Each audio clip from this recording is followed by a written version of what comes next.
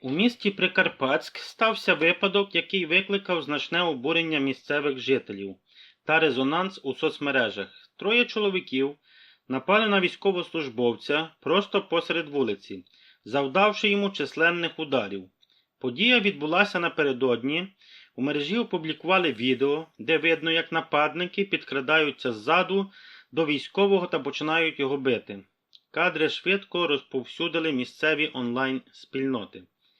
Постраждалим виявився 40-річний військовий, мешканець Прикарпатська. Його знайшли вдома та доставили до лікарні. Лікарі зафіксували у нього множинні забої голови та тіла. Під час інциденту також постраждав випадковий перехожий, 35-річний чоловік, який спробував заступитися за військового. Його також доправили до медзакладу з тілесними ушкодженнями. Правоохоронці швидко встановили підозрюваних. Ними виявилися 26-річний та 21-річний і ще одному було 17 років чоловіки молодого віку. Відомо, що вони раніше вже мали проблеми із законом через майнові злочини. Зараз вирішується питання про оголошення підозри та обрання запобіжного заходу. Зі слів фігурантів, у той вечір вони перебували в центрі міста, розважалися та вживали алкоголь. До них підійшов військовий і попросив трохи грошей на особисті потреби. Це викликало агресивну реакцію, після чого словесна перепалка переросла у бійку. Один із них визнав, що наносив удари. Він публічно вибачився, пояснивши, що був у стані сильного сп'яніння і не пам'ятає всіх деталей. За його словами, вони випили близько 300-400 грамів міцного алкоголю. Після чого він отямився лише вдома, коли приїхали поліцейські.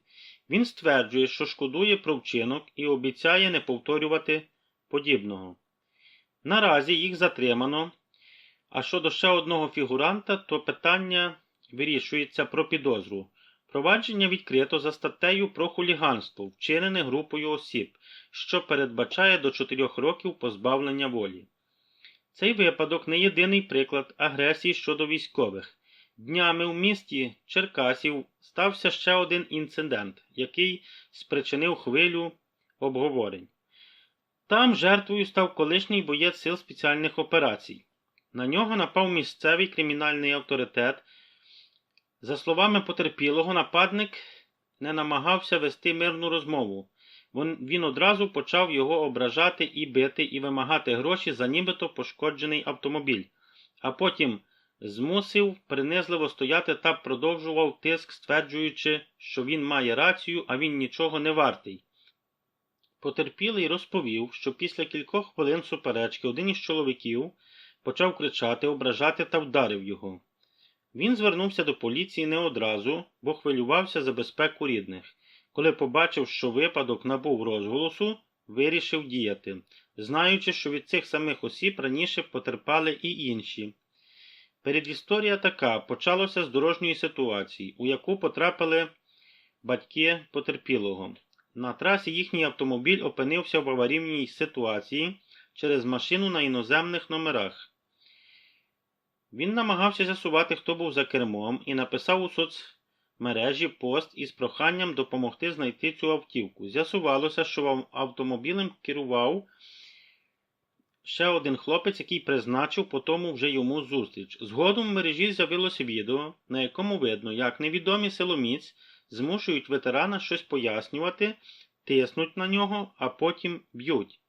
Правоохоронці встановили місце перебування підозрюваного та затримали його. Ним виявився 28-річний молодий юнак, який переховувався в одному з готелів Черкаської області. Для затримання залучили спецпідрозділ поліції. Найближчим часом суд обиратиме йому запобіжний захід. Після затримання він написав відеозвернення, у якому попросив вибачення у громадян та військових, запевнивши, що поважає армію, а подія стала наслідком непорозуміння. Під час обшуків за місцем його проживання вилучили ймовірні наркотичні речовини та зброю. За фактом побиття ветерана у Черкасах розслідують провадження за статтями про хуліганство, вчинених групою осіб та вимагання. Підозри вже вручені. Обидві події у Прикарпатську та Черкасах ще раз підняли питання безпеки військових і ветеранів. Громадський вимагає рух від поліції рішучих дій та справедливого покарання для нападників. На цьому все. Дякую за увагу.